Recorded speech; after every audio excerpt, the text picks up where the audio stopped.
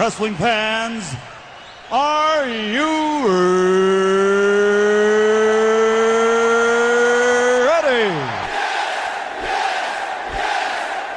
For the thousands in attendance and the millions watching around the world, let's get ready to rumble!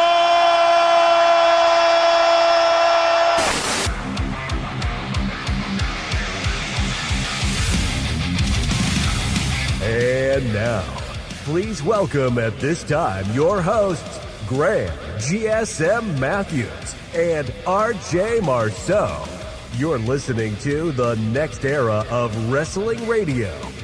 This is WrestleRant Radio.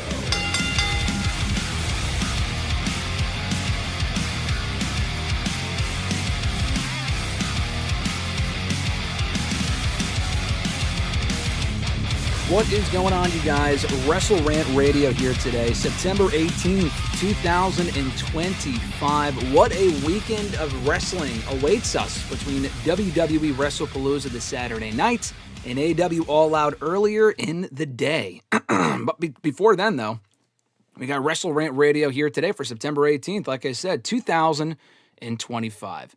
We have the one, the only, the returning for the first time in 2 weeks, Mr. Marceau himself. Brother, what's going on? I'm doing good. How are you? I am doing well. We missed you here on the show last week to talk about everything that was going on, and I will get your thoughts on some of the stuff that has gone down in the last week before we get into the predictions a little bit later on here in the show. Appreciate everyone tuning in live here. I saw Johnny there in the chat earlier. Tyreek making a rare appearance. I'll get to you guys a little bit later on, but thank you so much for tuning in. Zach, Maria, Fernando, Alexis, Anub, I see here as well. Great to see you all here in the chat. Appreciate you guys joining in. I'll read your chats in just a couple of minutes, but do want to remind you guys, as always, new episodes of WrestleRant Radio every single Thursday, right here on the YouTube channel in video version, so check it out every single Thursday, but also in audio, the audio version as well, available also on WrestleRant.com, WrestleRantRadio.com, and all major podcast platforms. Shout out to the channel members, Alexis, Miss Mon Matthews, Dillon, DiGiacomo, Mrs. Renee, DJ Swerve1, at Swerve1 on IG, Daniel Malcolm, at letter I, letter M, quarter on X, Mr. Marceau himself, at RJ_Marceau on X as well, John Ritland right here on YouTube, Real Honesty with John Ritland, Richie as well, Red Planet Wrestling, here on YouTube, and Average Grunt, at gruntwrestling.bluesky.social on Blue Sky. Mr. Marceau, what a week it has been in the last week in the world of wrestling. I will ask you this real quick before we get into the chats and everyone that's joining us live. Andrade, gone from WWE. I mean, this dropped after I did the show last week, so I didn't get a chance to talk about it. This was on Saturday that the news happened. It feels like a millennium ago because so much has happened since then, but I've already spoke about it kind of at length on hashtag on Tuesday and elsewhere. So I just want to get your 2 cents. Andrade not only just suspended from WWE due to the whole wellness violation thing, we found out that the same day about of the departure, but Andrade is legit gone from WWE as of last Saturday. What's your immediate reaction? At first, I was just like, that's kind of random. And then obviously all the news came out about the failed drug tests and stuff like that. So, I mean, it is what it is. I mean, I thought his run was fine. I feel like they didn't really do a lot with him. I feel like they could have done a little bit more. Like the matches with Mello and him were fine. I mean, I don't think he was ever going to get past a certain level. I'd probably say mid-card was probably his ceiling. Yeah. The team with Phoenix was pretty good. They were supposedly going to wrestle at Clash of Paris, and that didn't happen, obviously. But, yeah, I mean, I think people are acting like he would have been world champion, which I just didn't really see happening. So, I mean, definitely could have been a little bit better, but I don't think it's a major loss here. No, I mean, it's a disappointing loss because we talked about it when he first joined the company again in 2024, where what we kind of expected of him, and I think you hit the nail right on the head, he was never, and I said this on Twitter a few days ago, I mean, the engagement accounts with people saying, oh, man, they really missed their opportunity to make Andrade a world champion.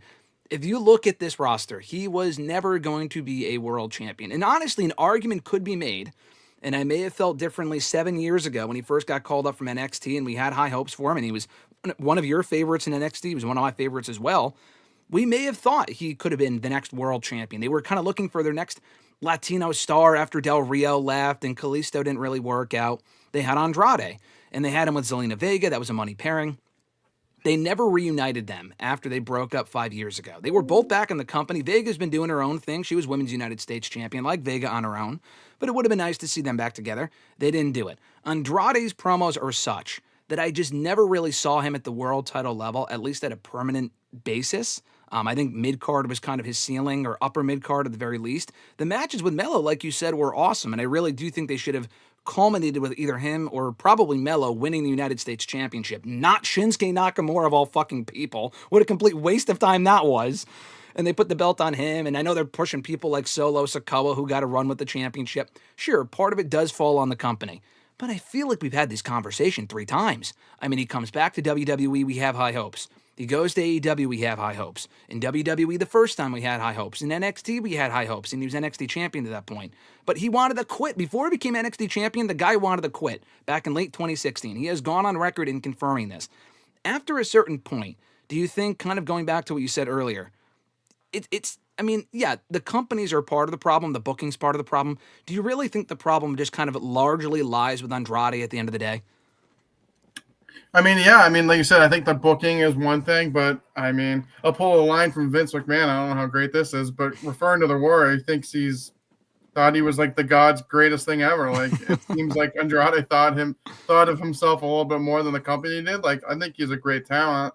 And I think, like I said, at a certain point, I think he's high mid-card. Like you said, if everything amazing happened for his trajectory, maybe world champion. But I mean, I think mid-card was probably his ceiling, and maybe he thought clearly more of himself. And like you said, I think he's a good talent, but it seems like he was kind of behind the scenes, kind of thought a lot of himself and wasn't really happy with his booking. In both companies, too, because we had heard rumors of people like him, among other ex-WWE stars in AEW, not really being happy with their booking and not wanting to lose and all this other sort of stuff. Maybe that comes out about Aleister Black and Rusev in WWE at some point, but so far we've heard nothing about them being back and there being no issue with them and their booking and whatever.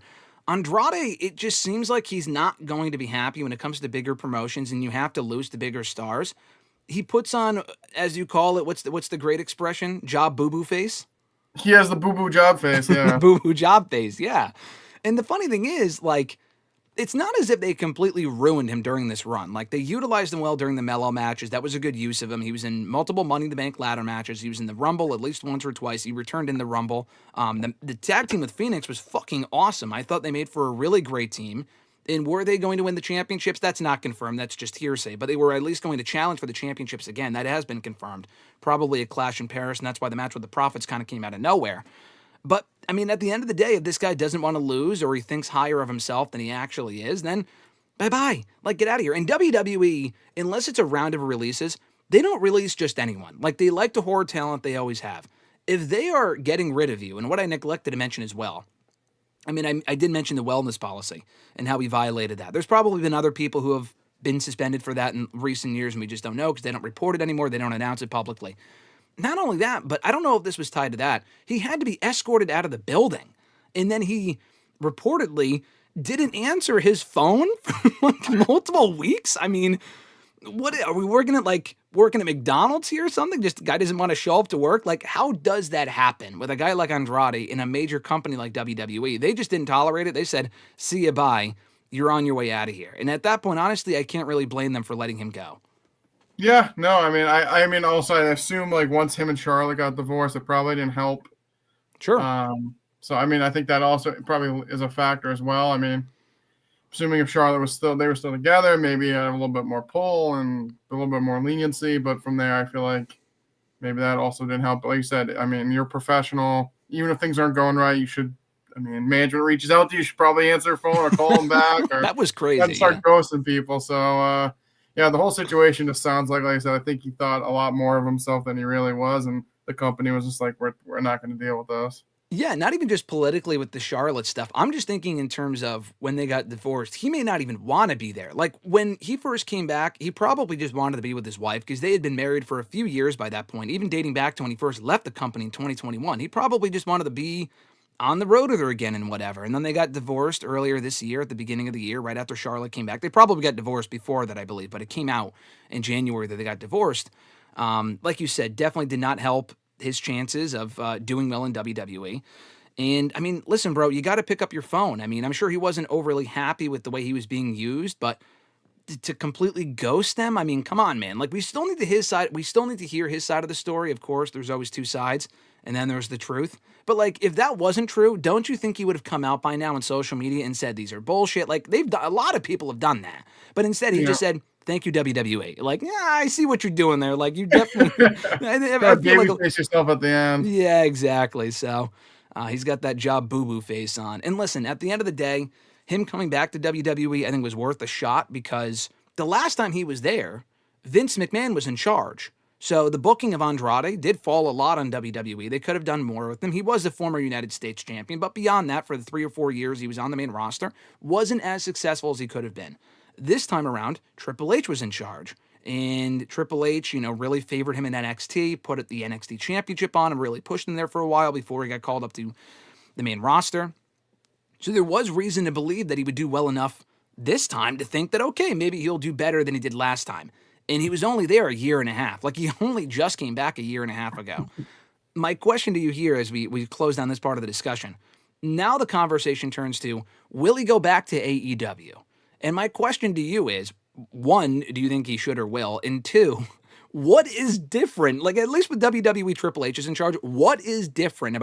No, I mean, I don't know why they would want him. I don't know why he'd want to go back. Like you said, what's going to change from his booking last time? And like you said, if it seems like he's a pain in the ass, I don't really know why they'd want him either. Yeah, no, exactly. I really see no benefit to them bringing him back, especially with the roster they already have. They have already so many great talents. They really don't need a headache like Andrade on their roster. And like I've said before, having him just go back to CMLL and maybe make the occasional appearance in AEW might be better. To have this guy under contract, whatever happens with him next, if he's not happy in AEW or if they bring him back to WWE at some point, at that point, it's on the company. Like, you know what you're signing up for, so I wouldn't even bother. It's kind of like the Del Rio thing, but Del Rio has a lot of other issues beyond just his attitude. I mean, that's a whole different situation. But Andrade reportedly, like we had talked about before we went live here, Andrade wanted him back in WWE. He wanted Del Rio back in WWE. That should have been the first sign of, things were going to go south. So I guess we'll see how it pans out going forward.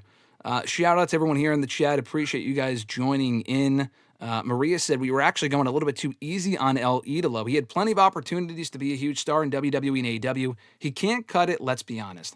I mean, I to a degree, I think we are being quote-unquote easy, but we've also been fans of his for a long time. There's no doubt that the guy is talented. But guess what? Even like some of the lower-ranking wrestlers on both companies right now are very talented wrestlers. And I don't think they're going to get beyond a certain level. He looks like a star, but his promos are not great. He's just not world champion material, and that's fine. I feel like he thinks higher of himself than where he's going to get at this point in 2025. Maybe in AAA or a CMLL or something like that, or a New Japan even. In AEW or WWE, it ain't going to fucking happen. And Hunter makes a good point.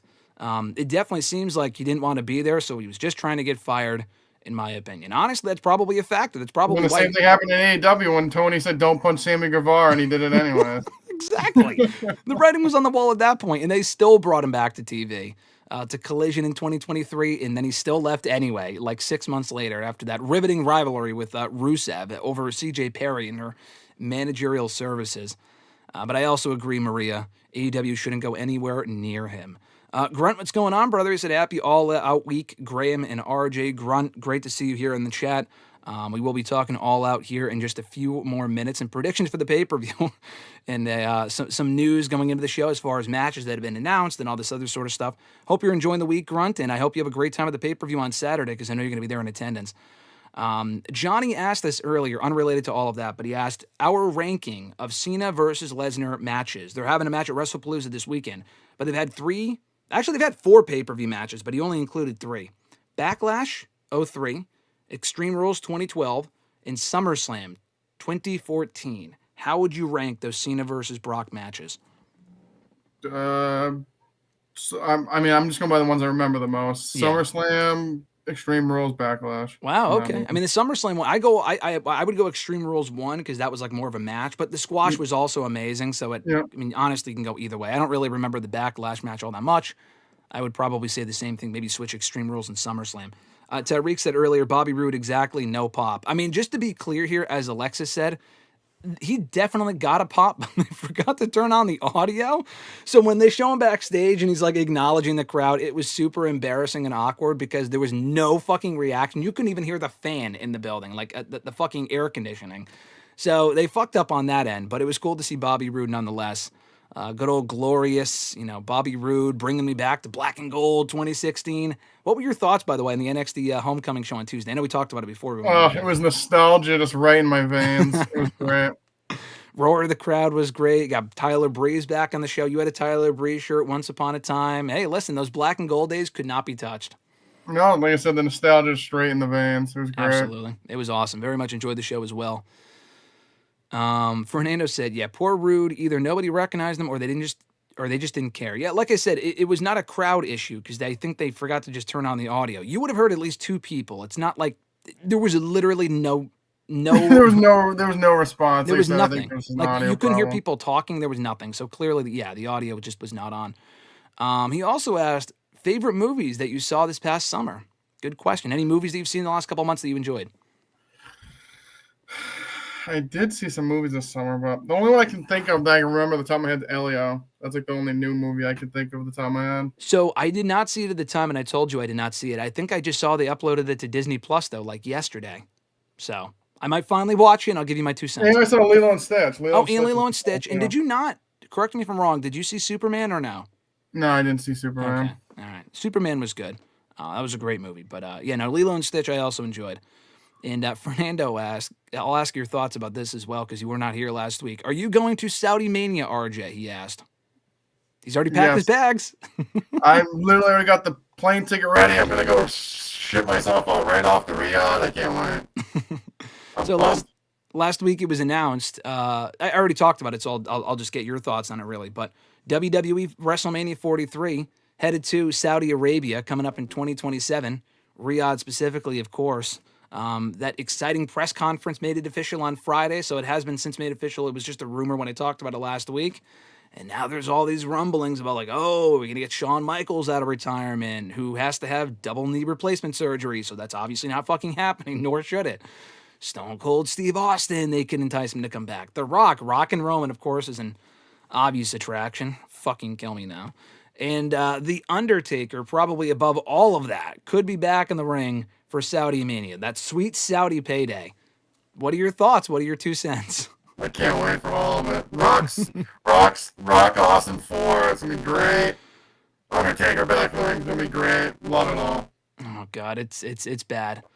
It's bad for some reason. I don't know. It's a bad situation with all these part-timers and nonsense. I'm not looking forward to that, but listen, that's not until 2027. They'll be back in Vegas before then because it's all about the money. They get offered that sweet Saudi money for 2027, and they get offered that sweet Vegas money for 2026. So it's all about the money. What'd you say? Can't wait for Saudi. They said I already got my plane ticket booked. Yeah, Hunter. I don't know why. For some reason, Mr. Marceau, your audio, it's like giving that robot-esque vibe. Only in the last 10, 15 seconds for some reason. Maybe mute yourself and then come back and let me know. And that's weird. Yeah, it's still giving that weird effect for some reason. I don't know why it's doing that. I don't know. Maybe you already tried turning it off. Maybe leave and come back? I'm not sure. I could still get you in. That's strange. Yeah. I think he'll be right back. I think he may have left and come back. All right. Give me a second. It's going to disappear. You guys might see me in RJ's corner there for a second. As we work to get him back here. Let's see. He'll probably be back any second, though. Let's see. I'm looking at the chat while we wait for Mr. Marceau to return. Let's see. Noob said, good morning, everyone. How are you doing today? I'm doing well, Noob. Thanks for asking. I appreciate it. Hope you're doing well as well. Let's see. Let's get Mr. Marceau back in here. Hello. No, it's still making that weird-ass noise for some reason. I don't know why. That's strange. Hold on one second. Let me mute you, and then I'll unmute you. Say something again for me. Hello. I don't know why it's doing that. You didn't change anything about your audio settings since in the last 2 minutes, have you? I have not touched anything. That's weird. Well, listen, I could still understand you. So until it fixes itself, it might be something on my end, but I don't think so. That's weird. I don't know. Give me a second while I get your picture back up here. Oh, God, I got to turn like my thing out. You might not be able to see me, so just give me a second. While we work to get work through these technical difficulties. Oh, fuck. Come on. Now it's showing double of me, so give me a second. I like that. It's better. It definitely is most definitely not better. Give me a second. I mean, I can see it, but I can't. I want everyone else to see it too. What's going on here? I don't know why it stopped working randomly all of a sudden. That was very strange.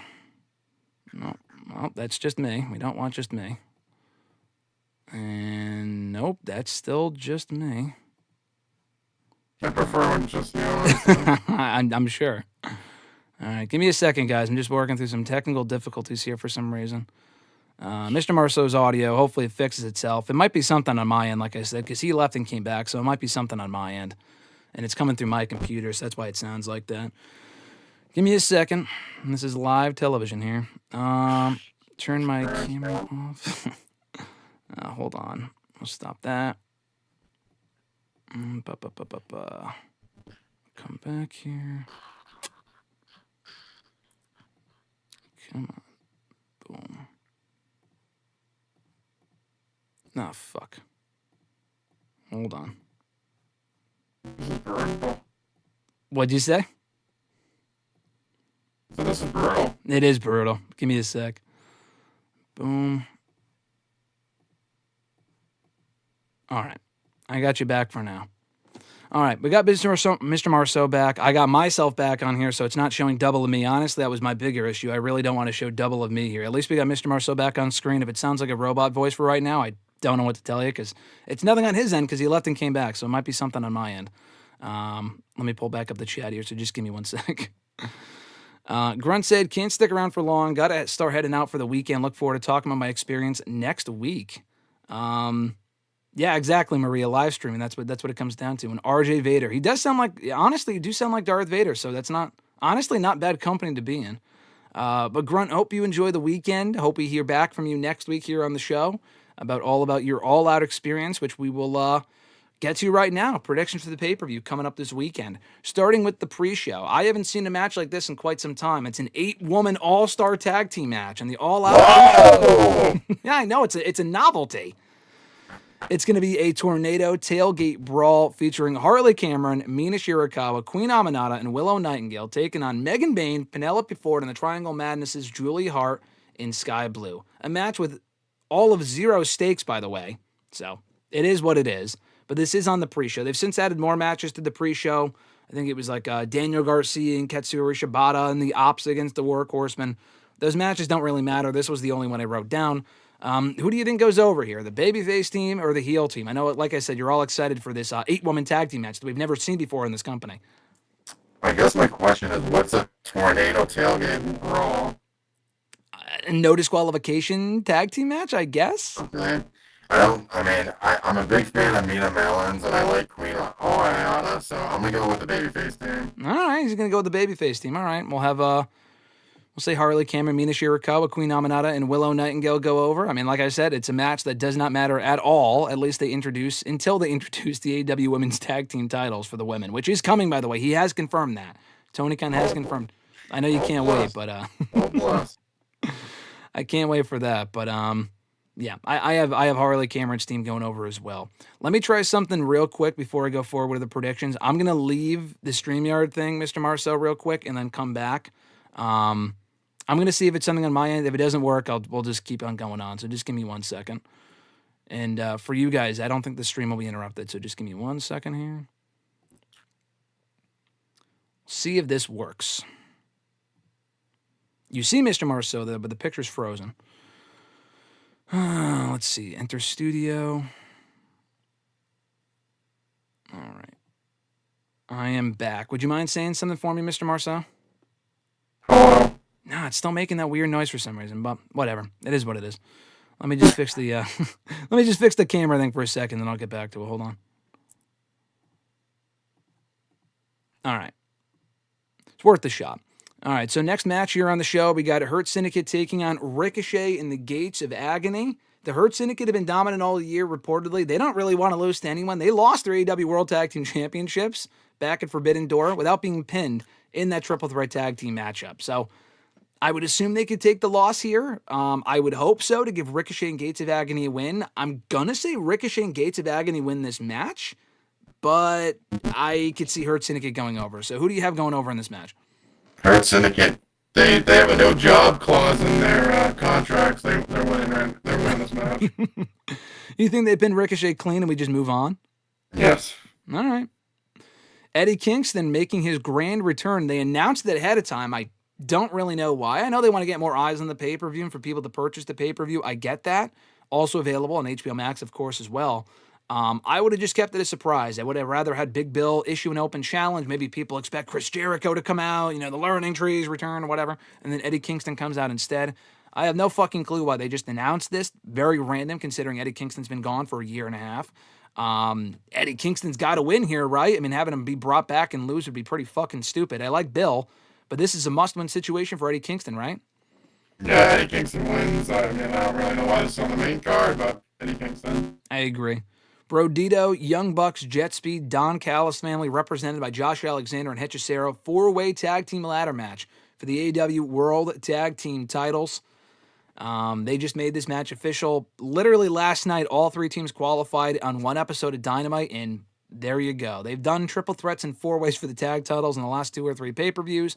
This is no exception, but it should be a fun match. It's just that we see ladder matches constantly in both companies, so they don't really mean as much as they once did. Brodito did just become the champions at Forbidden Door, so that is worth mentioning. I do have a fear here the Bucks might take the titles back for the 4th fucking time, and I have zero interest in that whatsoever, at least not right now. Jet Speed winning would be cool. Don Callis family would be fine. Brodito just became champs. I keep the belts on them. Who do you think goes over here?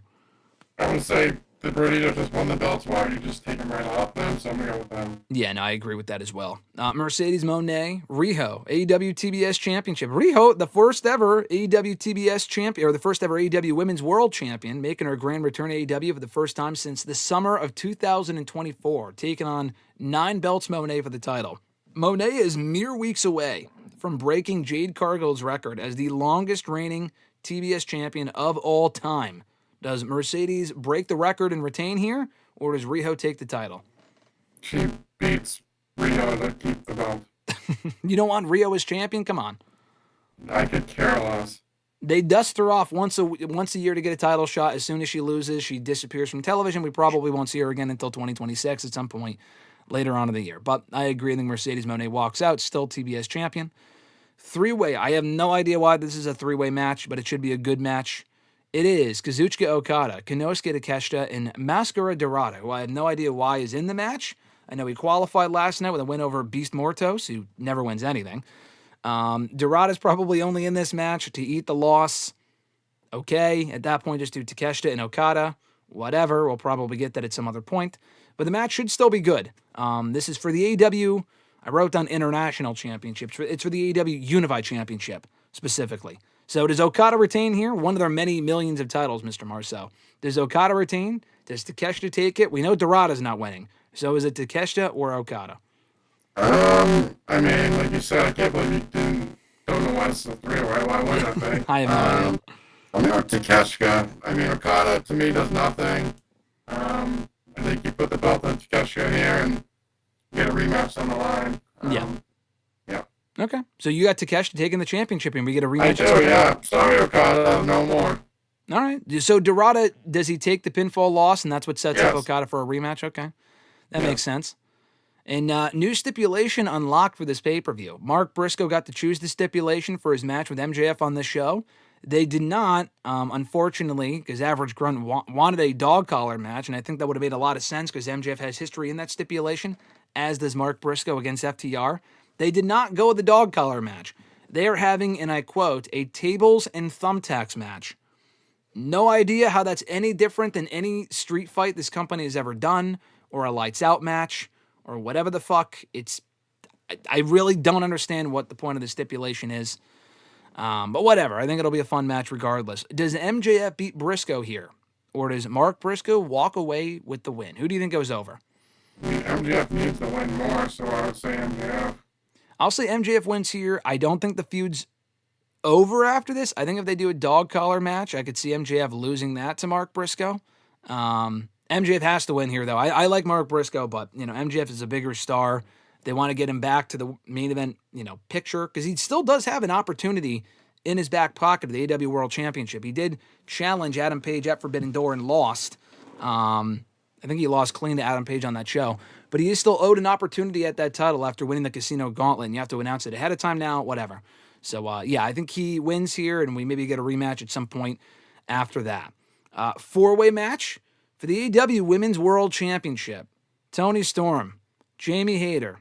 I wrote Jamie Hayter down twice here. Crest Statlander is what I meant to say. And Tekla. Four-way match for the Women's World Championship. Now, just to catch everyone up to speed real quick, and RJ and I were discussing this beforehand. Keep an eye on Mr. Marceau in the corner. The man almost keeled over from laughter before we got going, because I don't know if he was aware of this. On last night's Dynamite, they set up this match about a week ago, kind of a random four-way. Toni Storm has been the AEW Women's World Champion since February. She's knocked off everyone. Megan Bayne, Mariah May, Blake Monroe now. A lot of people. She beat Athena. She beat Mina Shirakawa, among others, okay? So she threw out the challenge. She was the one who issued an open challenge, a four-way challenge for her championship at All Out coming up on Saturday. And that was answered by Tekla, Jamie Hayter, and Chris Statlander. So it's going to be a four-way for the championship. They set up this match last night with some pretty meaningful mic work. We heard from Tekla after her win over Queen Aminata. Jamie Hayter says she doesn't forget she got taken out by Toni Storm a year and a half ago. Mr. Marceau can see exactly where this is going, so he's already laughing. Jamie Hayter says she doesn't forget. She got taken out by Toni Storm back in the spring of 2023. She wants that championship back. Chris Statlander said she hasn't gotten a shot at this championship since late 2021. She's been TBS champion. She hasn't challenged for this championship in over 4 years. She is owed this opportunity and wants to walk away with the title. Toni Storm, when she got the microphone, had the most meaningful, memorable line of them all. She put them all on notice and said she is going to beat all four of them to retain... Oh my God. Sorry. Unrelated. Just dying over here. Toni Storm, like I said, keep an eye on Mr. Marceau. Toni Storm said that she is going to retain her AEW Women's World Championship come Saturday against these three valiant competitors. So they, in preparation... In preparation for this match, and I forgot what the line was.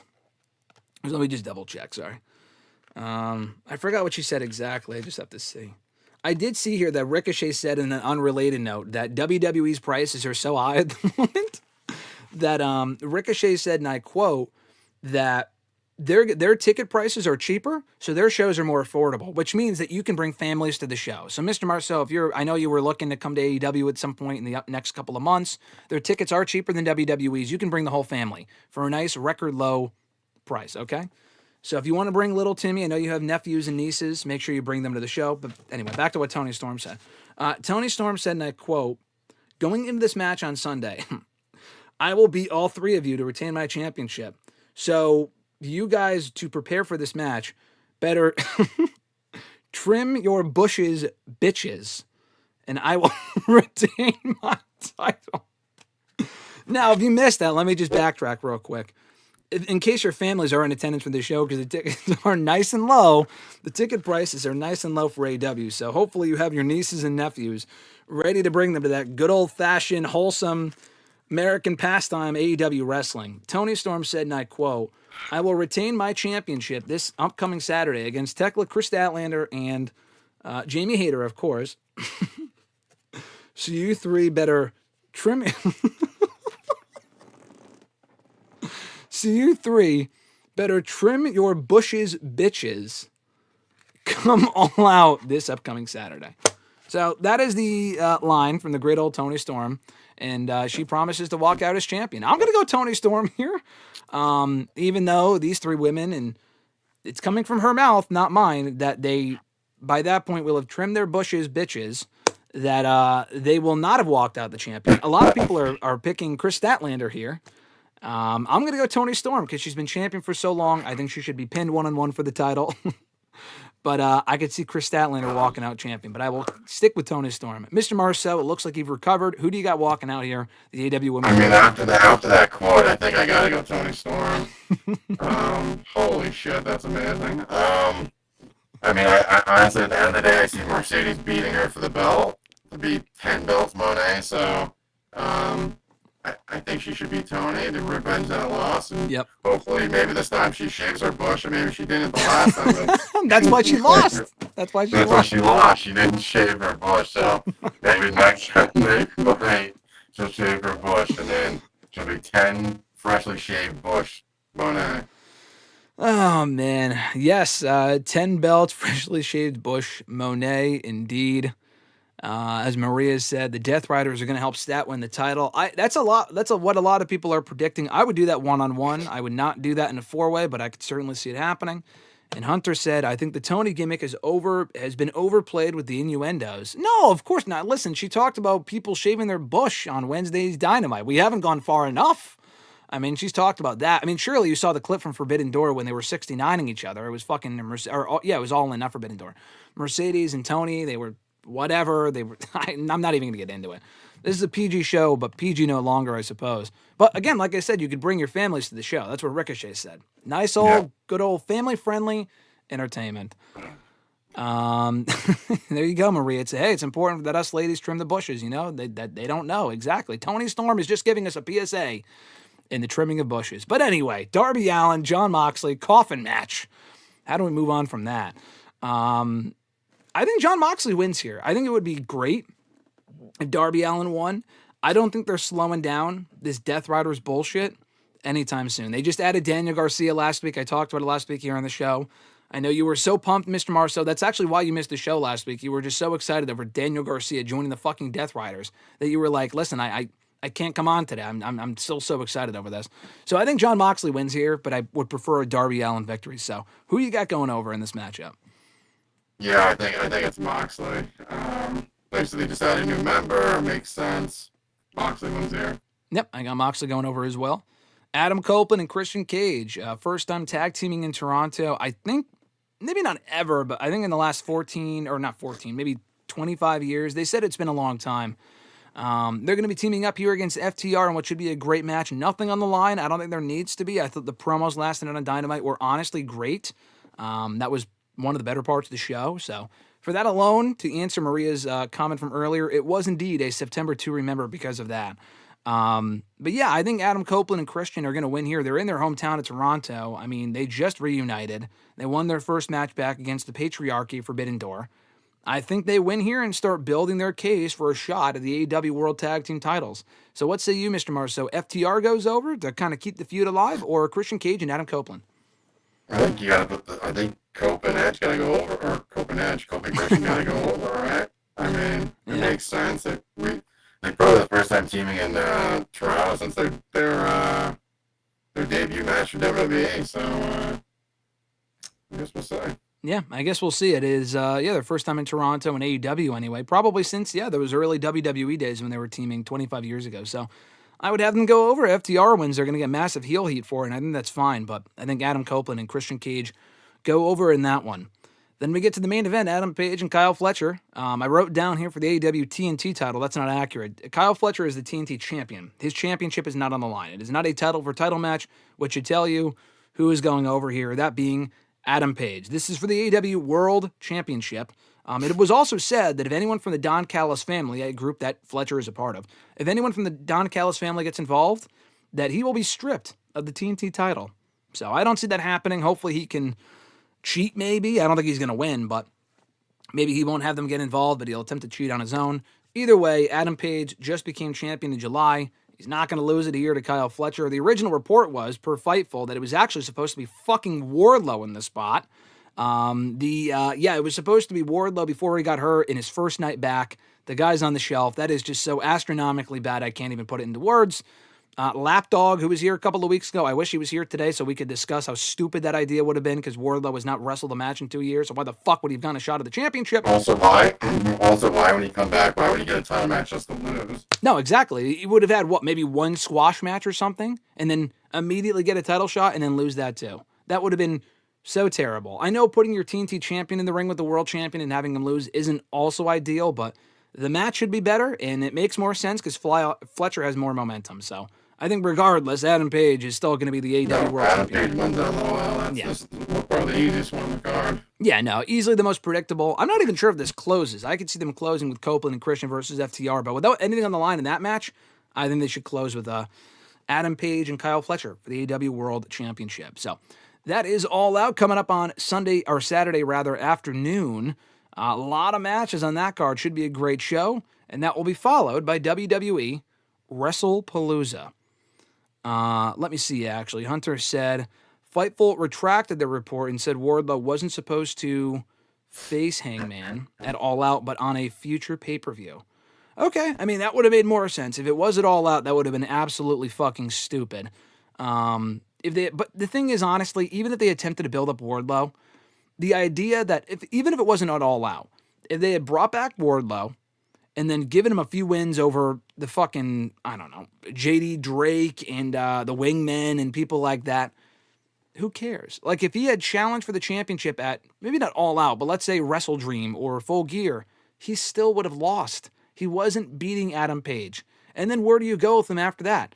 Nowhere. He would have gone right back to losing or right back off the show. So honestly, that would have been better had he gotten a shot at the future show. It would have been a fresh match, I think. I don't know if they've done that match before, but the outcome still would have been the same. In the aftermath, with Wardlow, as it always has been, would have been the same with him on the sidelines looking like a loser. So they probably dodged the bullet by doing that. Instead of gradually building him back up with some mid-card wins and stuff like that, they would have thrust him right into a world title opportunity at a show in the next 2 months, and he would have fucking lost. So I'm glad that didn't happen. But Noob did say how many times Wardlow is getting on the shelf then getting his chances winning let me see. How many times Wardlow is getting on the shelf then getting his chances on winning the AEW World title?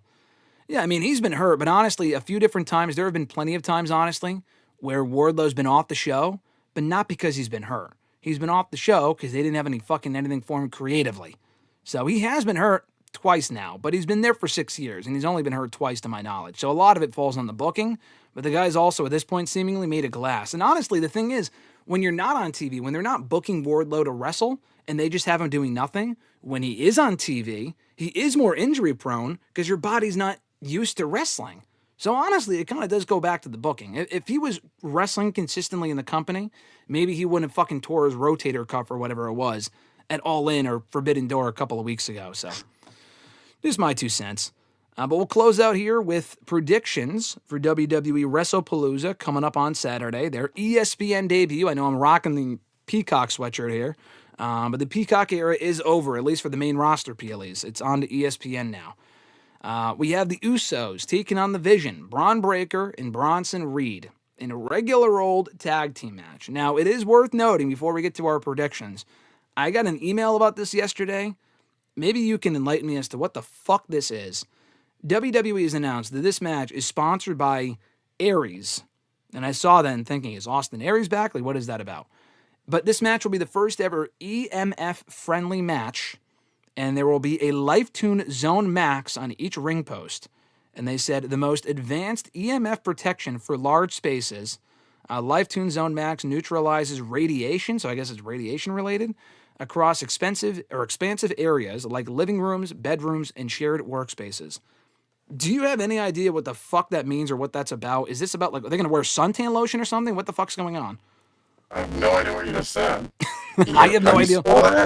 I have no idea what I just read. What'd you say? How do you spell it? EMF, and it has to do with radiation. So is this like microwave stuff, or like what the fuck's going to be on the ring post for this match? I mean, I think these sponsorships are getting out of hand. I have no idea. I don't know. We went from being sponsored by cereal and video games to now some EMF fucking nonsense. I have no idea what's going on. But nonetheless, Jimmy and Jay taking on Breakker and Reed. Fernando said in the chat, Jey Uso turns heel on Jimmy and the Vision wins. I wouldn't go that far. I think to break up the Usos again with Jay going heel would be silly with how over he is. Who do you think goes over in this matchup? Who do you think wins? I think the Vision should win. Yeah. I mean, I think they're getting too close to like Blackie territory. They just lose every match. So I think they should win. I mean, I think it'd be too soon to turn. You just get them right back for Jay to turn heel. Yeah. I mean, he's been teasing it, but I mean, I don't see it. So I have the Vision going over. Do you think, I know it's not involved in this match, but honestly, it could factor into the finish. Do you think LA Knight is the one to turn heel? I still think that'd be stupid. I wouldn't turn either of them heel. But LA Knight laid out Jay on Monday. That wasn't a heel turn. He was just getting back for the week before. But do you think that's the direction they're headed in? Yeah, I would say so. I mean, I guess it would keep him busy, but I just, with how popular LA Knight is, I don't like that, but oh well. But yeah, Hunter said it's just a sponsor. It is a sponsor. I'm just curious what the fuck the sponsor is supposed to be. I mean, that is just so random. These sponsors are getting out of control. What is the actual sponsor? You said what's the company name? The name of the company is called Aries. So How do you it's spell that? AI. Of course it's AI. AIRES. So like Austin Aries, but the R and the I are mixed. Maybe a quick Google search will. Yeah, that'll make sense. Yeah, I don't know. I've never heard of this before in my life. I mean, it's not like it's outside. They're going to be wearing sunblock or something? I mean, what radiation is in the building? Is this like a 5G thing or something? I don't know. It's very random. Yeah, some weird shit. I guess yeah. I mean, what's next? Crypto Coin? Crypto Coin going to sponsor the fucking next main event, I'm sure. I got Usos going over here. The Vision have won recently on Raw. I agree. I think they should win because I think they got to maintain credibility, and the Usos are bulletproof at this point. I just think the Usos are going to win. I don't know. They had the Vision win on Monday by pinning Jimmy. I don't think that happens again. I would go Vision, but I have Usos. Maybe the radiation on the ring post is what caught the Vision the win. I don't know. Maybe that's what's going to factor into the finish in some form or fashion. Io Sky, Stephanie Vaquer for the vacant Women's World Championship. Part 3. They've had 2 matches on Raw this year that were bangers. Glad we're getting Part 3 on a pay-per-view. This should be a great match. I think I kind of sense what the answer might be here, knowing who I'm talking to. But who walks out, the new Women's World Champion, Mr. Marceau? Io Sky or Stephanie Vaquer? I feel like I'm caught between a rock and a hard place here. Oh, okay. I feel like I want Io to win.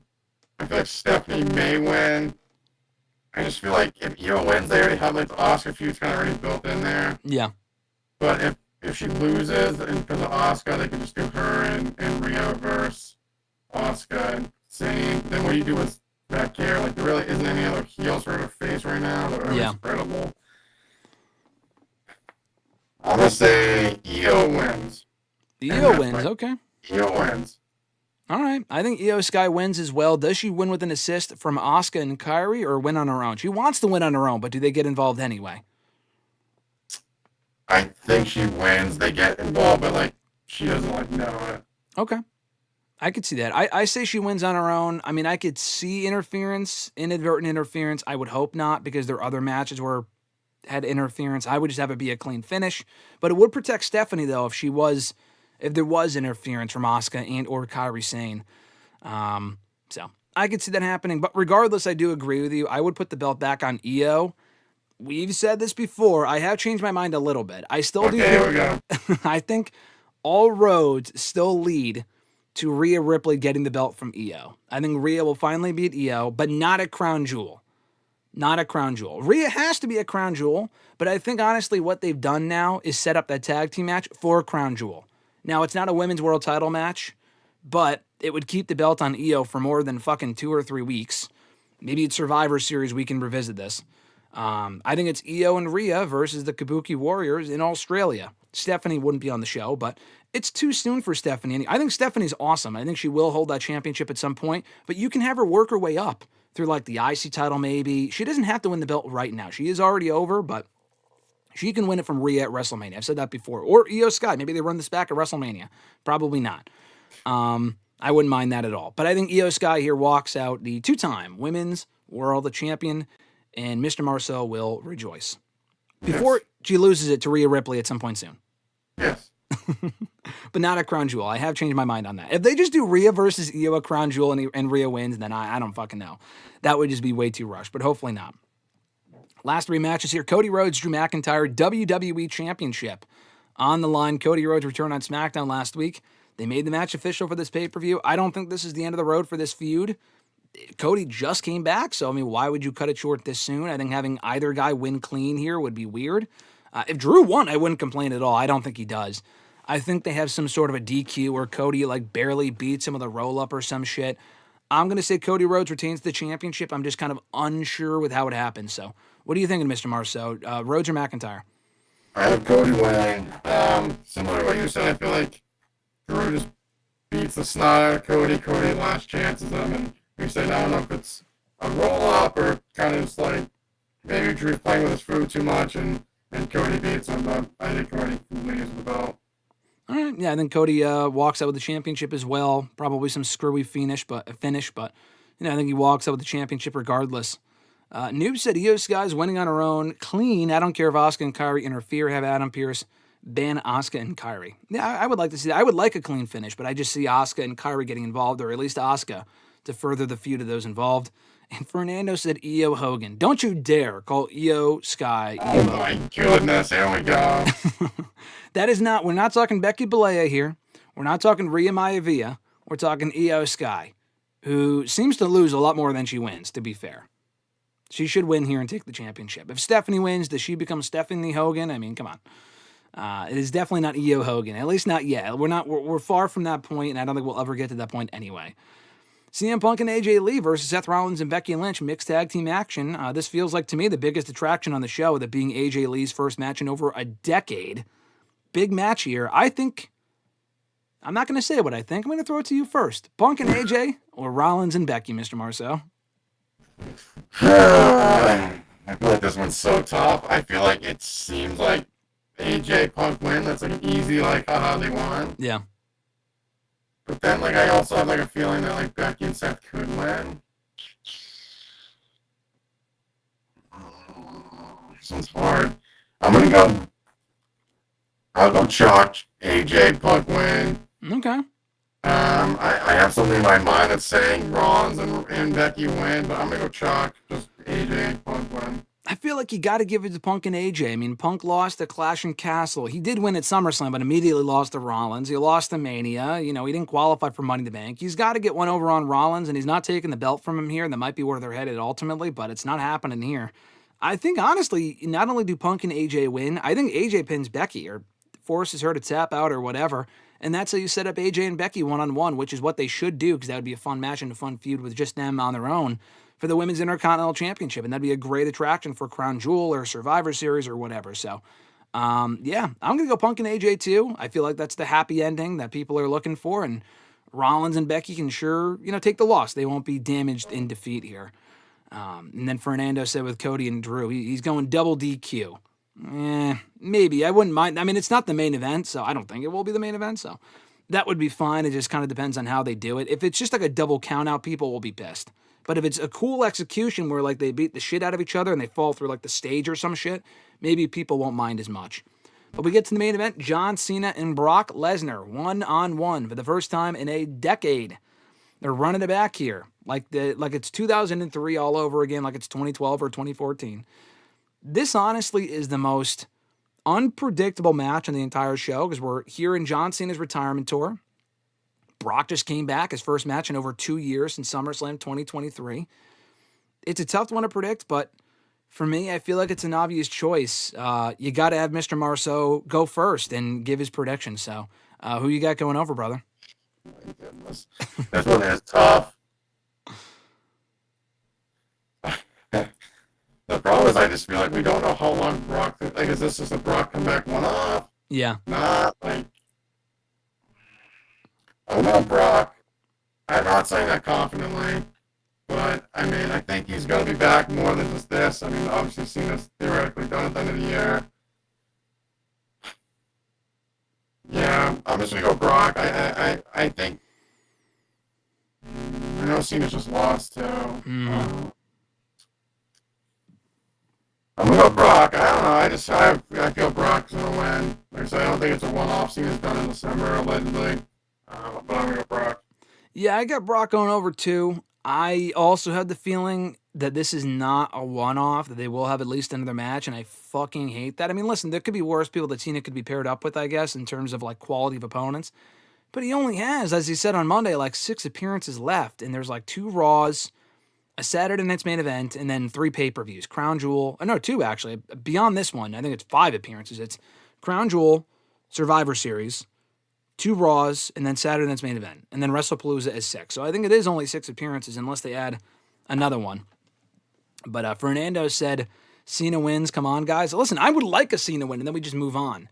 But Cena's advertised for Crown Jewel in 2 or 3 weeks. What opponent would they give him on 3 weeks' notice? I mean, they could figure it out, but he's not advertised for any television before then. So whatever they do here will set up a rematch at Crown Jewel. I guarantee it, which is why I think Brock wins. I think they're going to want to drag out Cena winning his 100th pay-per-view match. Maybe that's his last match.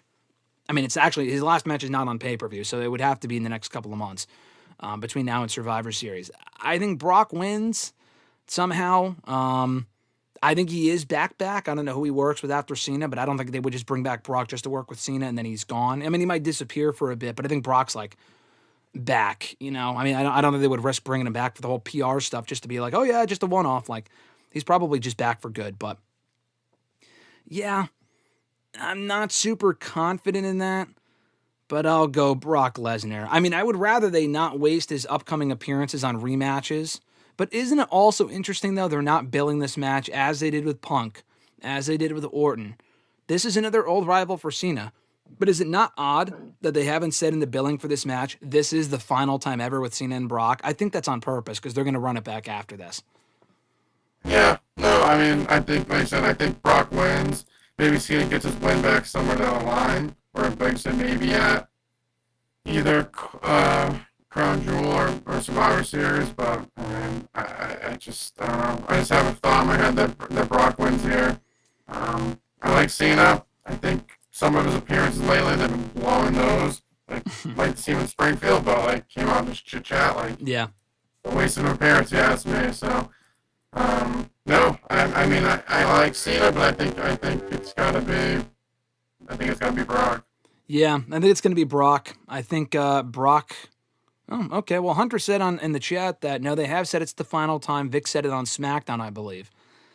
I mean, yeah, maybe, but they haven't billed that in like the posters and stuff. Again, maybe I'm just missing it. Maybe I'm just not looking deep enough into the advertising. I would like it for it to be the final time, and I do think Cena should win. I think he should win all of his matches, honestly, between now and the last match, and then he loses the last match. That's what I would do, personally. I don't think that's going to happen. Like I said, they just don't... If Cena's on Crown Jewel, and he's not on any Raws or SmackDowns before then, I mean, I guess you could beat Brock here, and then he could get attacked afterward, and whoever attacks him faces him in Australia. But it's got to be something that they set up on this show, and I think it's going to be Brock Lesnar, especially if they want to make Brock look strong going into their next match or going forward with whatever, with whatever they have planned for Brock next. I think Brock's going to win, even if it is the last time. I hate to say it, but that's probably what's going to happen. Maria said Cena has to win his last match against Brock. I mean, if you're saying their last match together, then yes. If you're saying he has to win his last match, period, and it should be against Brock, I completely disagree.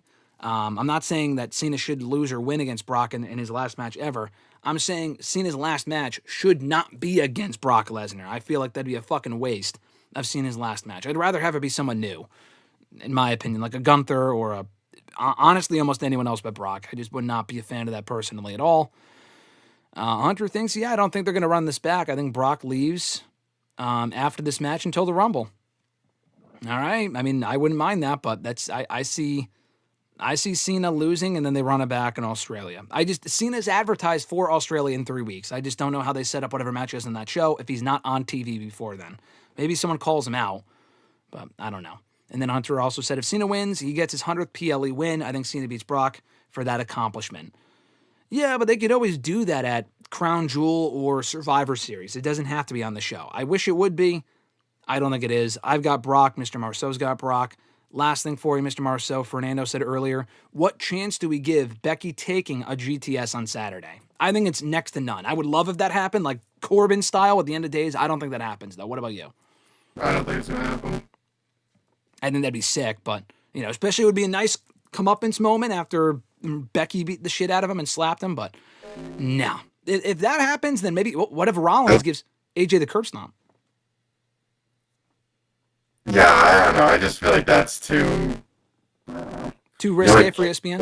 It's too, yeah, no. Because then it's like, that's like saying, like, in real life, if your spouse is beating you, you just hit her with a wrestling. Like, I don't like that, no. I'm out on that. Good point. What were you going to say before I cut you off? No, that's what I was going to say. I just feel like, I don't like that. I mean, come on. I mean, it's not risque enough for WWE. They're not telling people to trim their bushes and stuff like that. Leave that to the competition. Yeah. And then Fernando said Rock versus Cena 1 was also supposed to be once in a lifetime. I mean, I can't emphasize this enough. This company lies. They lie to you. So even if they say it's the final time, it's never the fucking final time. Stretch the truth. They don't lie. They stretch the truth. As Mr. Marceau says, in his own words, they stretch the truth. This has been fun, though. WrestlePalooza is coming up on Saturday night. All out on Saturday afternoon. It's going to be a very busy Saturday wrestling-wise. Be well, folks. Try to enjoy all of it. And just be safe. Listen, it's way too much wrestling. Take a break. Go watch, go fucking outside. Touch some grass for a little bit. And then get back into WrestlePalooza. If you are watching both. If you're watching just one, that's also great. If you're watching none of it, enjoy your fucking Saturday, okay? Enjoy the weekend. But until then, though, we're going to be talking about both shows next week here on the show, so stay tuned for that. New episodes every single Thursday on WrestleRantRadio.com, WrestleRant.com itself, and right here on the YouTube channel, and all major podcast platforms for the beautiful audio from yours truly and RJ, Darth Vader, Mr. Marceau. Next week, maybe the audio won't be wonky. It's got to be something on my end, but nonetheless, we can still hear you loud and clear, so it's totally fine. Shout out one more time to the channel members, Alexis, Miss Von Matthews, Dillon, DiGiacomo, Mrs. Renee, DJ Swerve1 at Swerve1 on IG, Daniel Malcolm at I'm Quarter on X, Mr. Marceau at RJ_Marceau on the Twitter machine, John Ritland, Real Honesty with John Ritland on YouTube, Richie, Red Planet Wrestling here on YouTube, and Average Grunt, who was here earlier. Enjoy the show, brother. This coming Saturday, he is at gruntwrestling.bluesky.social on Blue Sky. Any parting words, Mr. Marceau, before we ride off into the sunset here? I got nothing, brother. He's got nothing. I'll be texting you on Saturday during both of these shows. Remember, like I said, stay safe, enjoy the shows this weekend, and trim your bushes, as Tony Khan said. Take care, folks. We'll catch your ass down the road.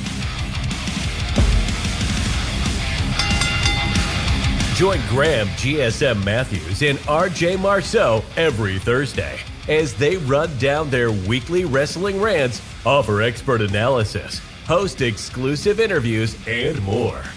Subscribe today on all your favorite podcast platforms and never miss an episode of WrestleRant Radio.